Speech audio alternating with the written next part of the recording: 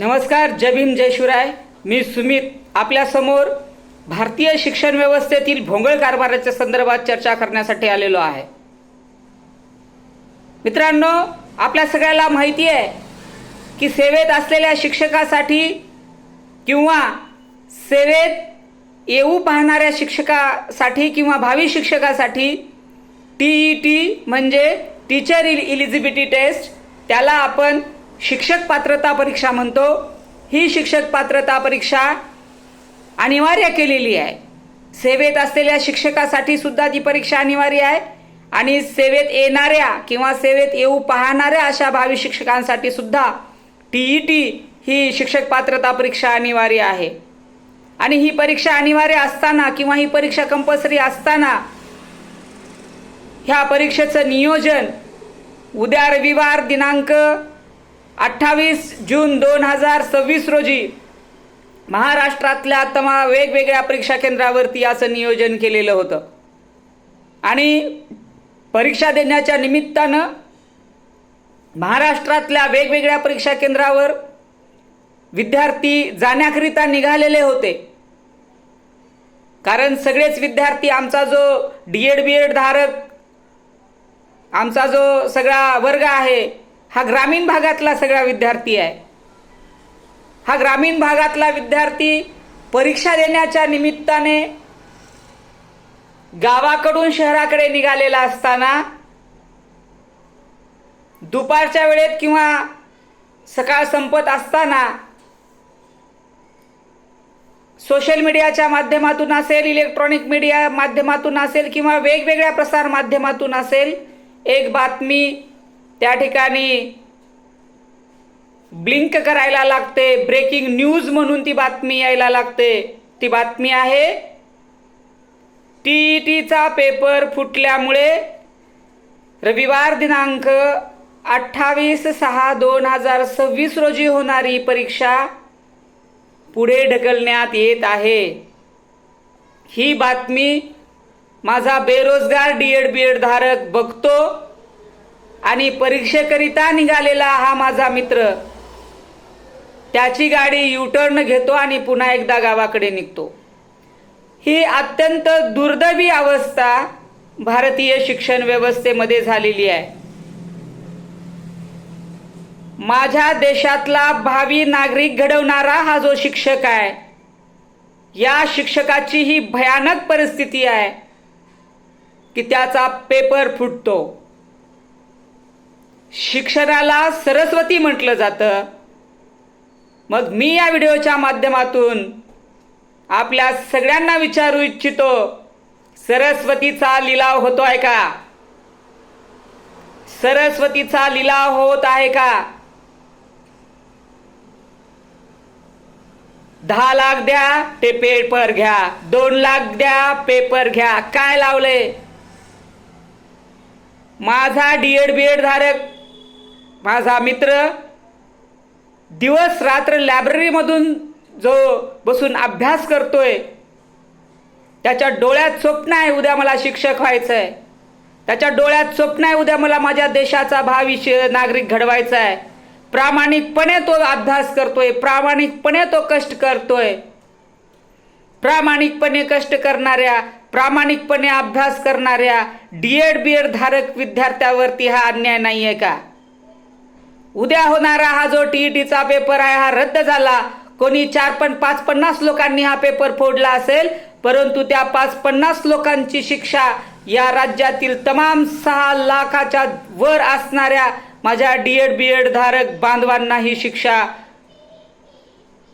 आणि म्हणून या व्हिडिओच्या माध्यमातून मी शासनाला विनंती करतोय की TETचा पेपर फोडलेला जो कोणी आरोपी असेल त्या आरोपीला कडक मधली कडक शिक्षा दिली पाहिजे. कारण या आरोपींनी 6 लाख विद्यार्थ्यांच्या भविष्यासोबत खेळण्याचा प्रयत्न केलेला आहे. आणि म्हणून प्रामाणिकपणे अभ्यास करणाऱ्या, लायब्ररीमध्ये रात्रंदिवस डोळे फोडणाऱ्या माझ्या DED BED बांधवावरती हा अन्याय झालेला आहे. आणि म्हणून या राज्यातल्या शिक्षण मंत्र्यापर्यंत जर हा व्हिडिओ गेला तर आदरणीय दादासाहेब भुसे, आपण राज्याचे शिक्षण मंत्री आहात, आपल्यापर्यंत जर हा व्हिडिओ येत असेल तर आपण आपली नैतिक जबाबदारी म्हणून आपल्या शिक्षण मंत्री पदाचा राजीनामा देणं गरजेचं आहे.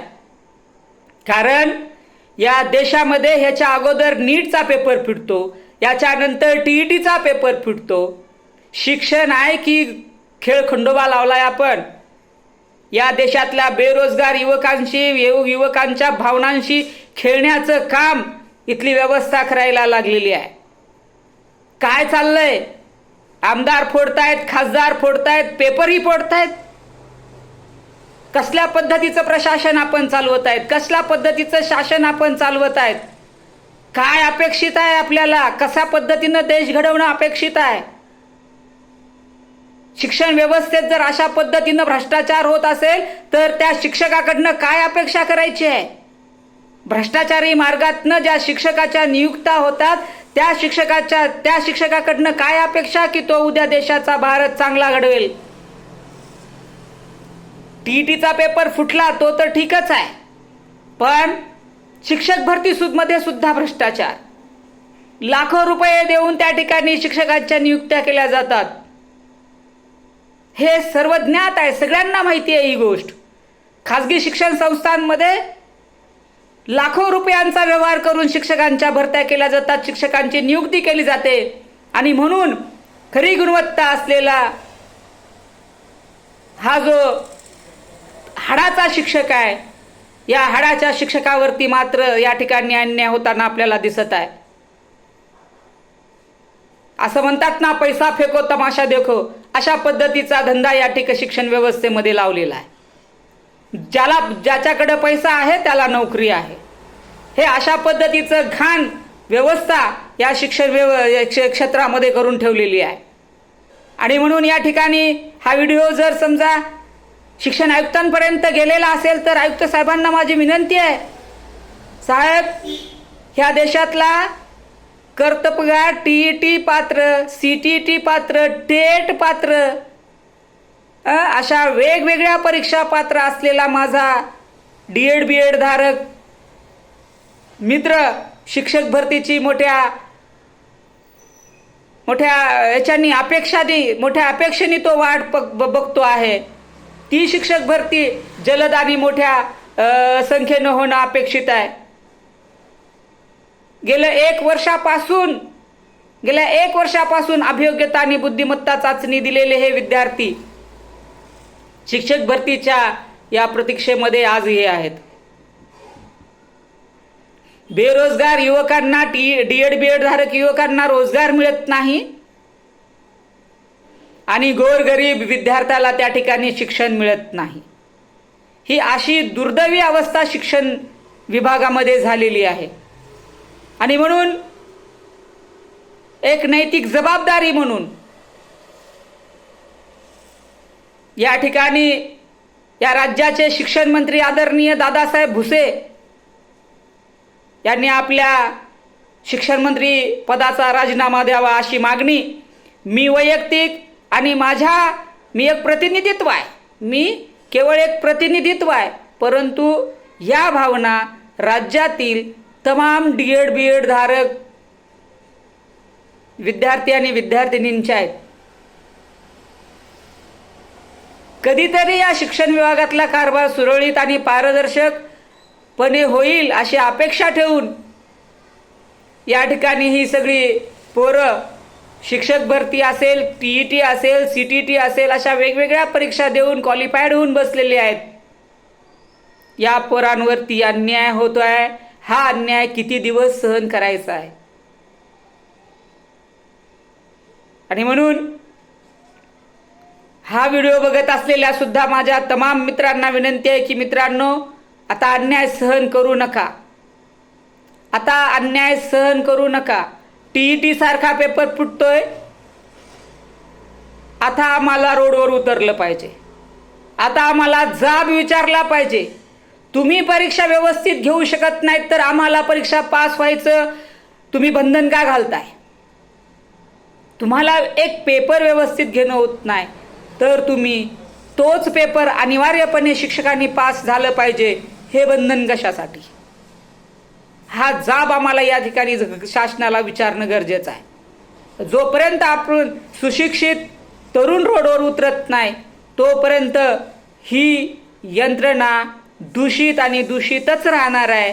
ही यंत्रणा जर आम्हाला व्यवस्थित आणि सुरळीतपणे राबवायची असेल किंवा ही यंत्रणा आपल्याला सुरळीत करायची असेल तर सुशिक्षित तरुणानं रस्त्यावर येऊन त्या ठिकाणी होत असलेल्या भ्रष्टाचाराच्या विरोधात आवाज उठवला पाहिजे. जोपर्यंत शिक्षण व्यवस्थेतला भ्रष्टाचार कमी होणार नाही तोपर्यंत आम्ही या देशामध्ये सृजनशील नागरिक तयार होईल ही अपेक्षा करू शकत नाही. कारण भ्रष्टाचाराच्या मार्गाने नियुक्त झालेला शिक्षक हा कसल्याच पद्धतीनं सृजनशील नागरिक तयार करू शकत नाही. हे माझं ठाम मत आहे. लाखो रुपये देऊन नोकरी स्वीकारलेला शिक्षक तन मन धन लावून वर्गात शिकवत नाही, अजिबात शिकवत नाही. आणि म्हणून शिक्षण व्यवस्था किंवा खाजगी शिक्षण संस्था चालकाच्या पोटापाण्यांचा विषय झालेला आहे.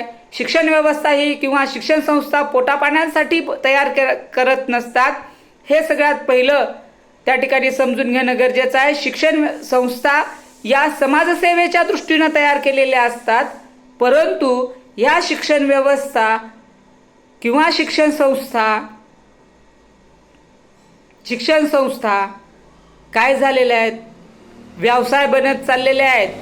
शिक्षण सम्राट तयार झाले आहेत आमच्या महाराष्ट्रामध्ये. शिक्षण सम्राट, जसं साखर सम्राट होते ना तसे शिक्षण सम्राट आमच्या महाराष्ट्रामध्ये तयार झालेले आहेत. आणि या शिक्षण सम्राटांना जर लगाव घालायचा असेल तर मी या व्हिडिओच्या माध्यमातून इथल्या प्रशासनाला विनंती करतो, शासनाला विनंती करतो की तुकाराम मुंडेसारखे अधिकारी शिक्षण व्यवस्थेला किंवा शिक्षण विभागाला द्या. तुकाराम मुंडेसारखे अधिकारी शिक्षण विभागाला द्या. म्हणजे शिक्षण विभागात सुरू असलेला काळा कारभार, हा भोंगर कारभार त्या ठिकाणी थांबला पाहिजे. शिक्षण हे अगदी प्रामाणिक लोकांचे हे क्षेत्र आहे. ह्या प्रामाणिक लोकांच्या क्षेत्रामध्ये किमान भ्रष्टाचार होऊ नये ही अपेक्षा या ठिकाणी व्यक्त करतोय. आणि TETचा पेपर फोडणाऱ्या त्या गुन्हेगारांना कडक शिक्षा त्या ठिकाणी त्या ठिकाणी द्यावी अशी विनंती करतो. आणि TET घेणाऱ्या महाराष्ट्र राज्य परीक्षा परिषद पुणे यांच्या त्या सगळ्या यंत्रणेचा या ठिकाणी मी जाहीर निषेध करतो. कारण यंत्रणा आपण व्यवस्थित राबवू शकत नाही आहेत आणि म्हणून पेपर फुटलाय, म्हणून पेपर रद्द झालाय, म्हणून पोरांना मानसिक टेन्शन आलेलं आहे, म्हणून पोरं त्या ठिकाणी गोंधळामध्ये पडलेले आहेत. आणि म्हणून महाराष्ट्र राज्य परीक्षा परिषद पुणे आपल्या यंत्रणेचा, परीक्षा चालवलेल्या यंत्रणेचा मी या व्हिडिओच्या माध्यमातून जाहीर निषेध करतो. आणि पुन्हा जी काही नवीन परीक्षा आपण घेणार आहात किंवा जी काही तुम्ही नवीन तारीख परीक्षेची जाहीर करणार आहात ती तारीख आपण लवकरात लवकर जाहीर करावी. आणि नैतिक कर्तव्य म्हणून परीक्षा परिषदेच्या अध्यक्षानं महाराष्ट्रातील तमाम TET परीक्षेला बसलेल्या तमाम त्या उमेदवारांची मीडियावरती येऊन माफी मागावी. कारण